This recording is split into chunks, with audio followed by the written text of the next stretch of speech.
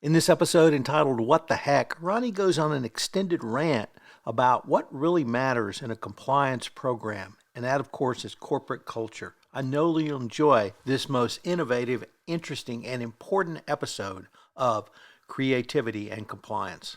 Hello, everyone. Tom Fox and Ronnie Feldman back for another episode of Creativity and Compliance. Welcome back, Ronnie. Hey, good to be here. Hello, everybody. Hey. Well, baseball season is here, so we're going to do some podcasts before we talk about the Astros and the Cubs. But Ronnie, about 18 months ago, the Department of Justice, in the form of the Deputy Attorney General, Lisa Monaco, said that the DOJ would start assessing corporate culture. And every enforcement action since then, there has been some language around corporate culture. And you and I have talked over the years about the various aspects of a best practice compliance program, of course, shown at the top: training and communications, risk management, risk assessment, et cetera. But now we have the DOJ saying, it's really culture. So, how do you communicate to a client when they come to you with a request to do a series on risk assessment when it's really about culture? Well, so I love that the DOJ said that, and thank you for bringing that up. We're always a good yin and yang, where you can kind of help out with some of the legal requirements, and most of what I do is work in the realm of corporate culture.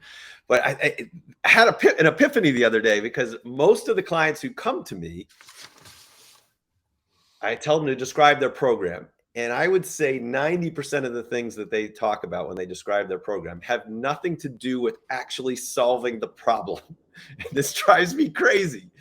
They talk about monitoring and risk assessments and standards and controls and policies and procedures. And even if they're talking about training and communication, the emphasis is on measurement. All of these things are important. None of those things have anything to do with corporate culture. It's mostly about, assessing where you are, tracking and showing the DOJ what you did so that you won't get in trouble. Uh, it's not 100% that, but you get what I'm saying. It's all focusing on, like, making sure you have something in place, and then not thinking at all about how those things actually impact how people do what they do. I would argue that what are we trying to do here? We're trying to stop people from doing bad things, or set in a positive way. We're trying to help. We want our employees to live up to our values, right?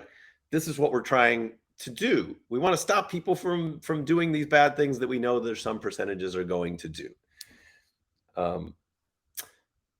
But 90% of our resources go into these other things that have nothing to do with addressing that. Even the training, as we say, the training, if it's focusing on measurement, we know that e-learning is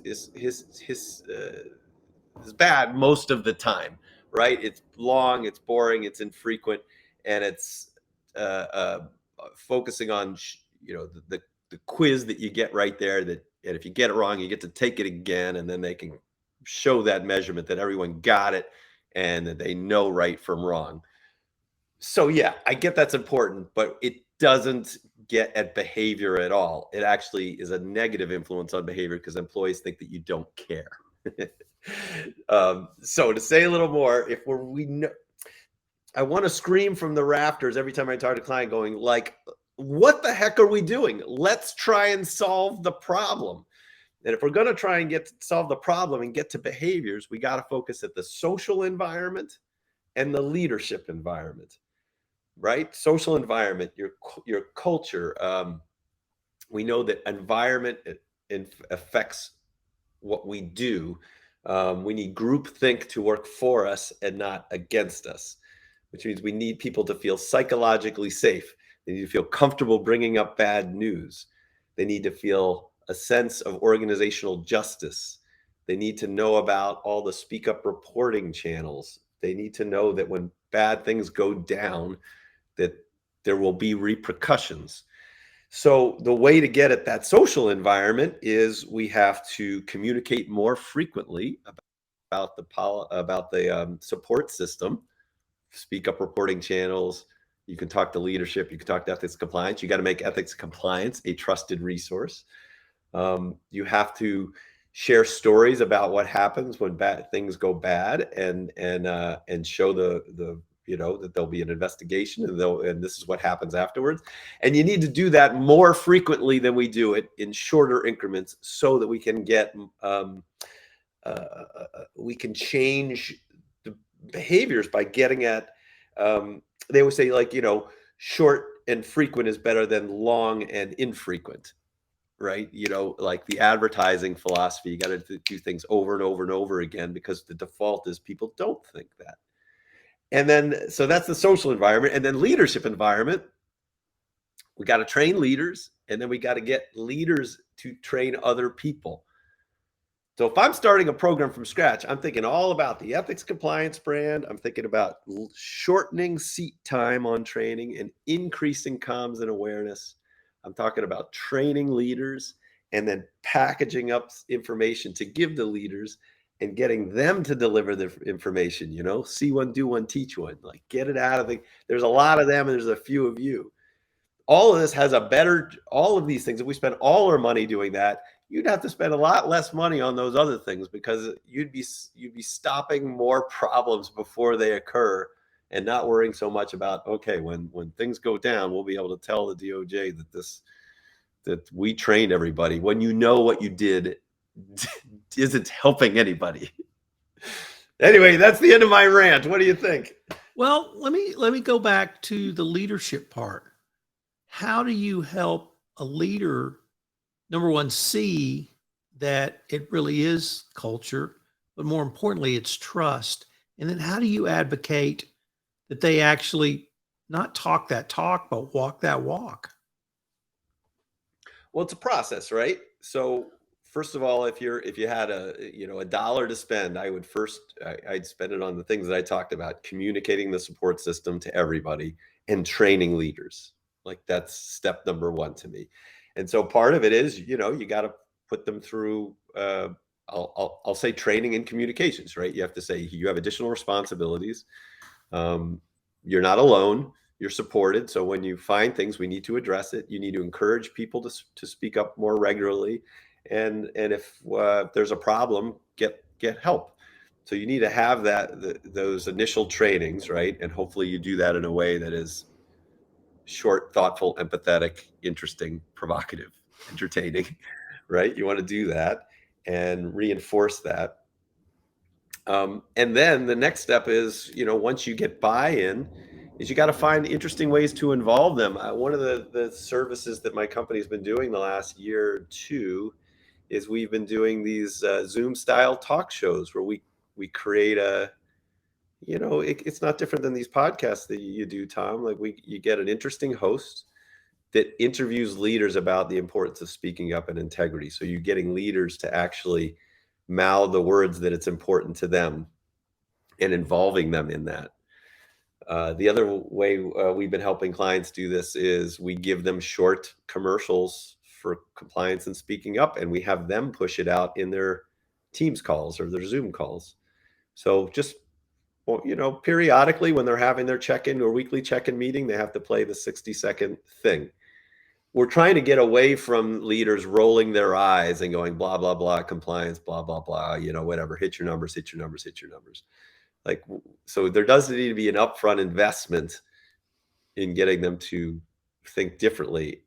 But mostly, if you make them responsible for it and you help them do it in a way that makes them look good, meaning the stuff that you're giving them is interesting and part of the we're all in this together vibe, you have a better likelihood that they're going to do it and do it well. Now let me turn to the non-executives. And I want to go back to one of our earlier podcasts where we talked about Do It Right Rick, who was a character you created for one of your clients. So Do It Right Rick encouraged and modeled behavior, which encouraged employees to, number one, do the right thing. But two, also, if they had a question or needed help, they could raise their hand and ask for help, or they could speak up. So you've got that in place. Say you've got that in place. But there's another component you talked about, which is the institutional justice and the institutional fairness part. So an employee raises their hand and speaks up. They trust that they won't be retaliated against. They trust that they won't be laughed at. They trust that their idea will at least be considered fairly. And so, how do you get middle management to work with compliance to do that step to build trust? Or I heard a phrase from a European I interviewed this morning. He said, "You lose trust when you lose trust. A horse gallops away. To gain trust, somebody walks very slowly back." So, how do you gain or regain that trust? I mean, this is what we're all about, right? In the compliance community, this discussion, the question you just asked, I mean, that's the whole game as far as I'm concerned, right? You know, if you're again doing these other things, which again do have value, they're just not as important as getting at the concept of organizational justice and trust. Because we know the default is you actually say that they believe that. No, they don't believe that. Most employees do not. They hear ethics compliance and they make a face, right? I'm out in the world. I talk to my friends all the time about what I do, and I'm like, your company has a confidential hotline. They're like, you mean like HR? Like people don't know. We think in our community that they don't know. And part of the reason they don't know is because the way that we're communicating it and training about it is awful. It's boring, and it's in corporate and legal speak, and they just don't pay attention, right? So I don't take your premise at face value. The whole game is more continuously communicating the support system and doing that in interesting ways so that you can get them to pay attention and reinforce it over time. You also then, so compliance has to walk the walk. They have to be more thoughtful and collaborative with the business.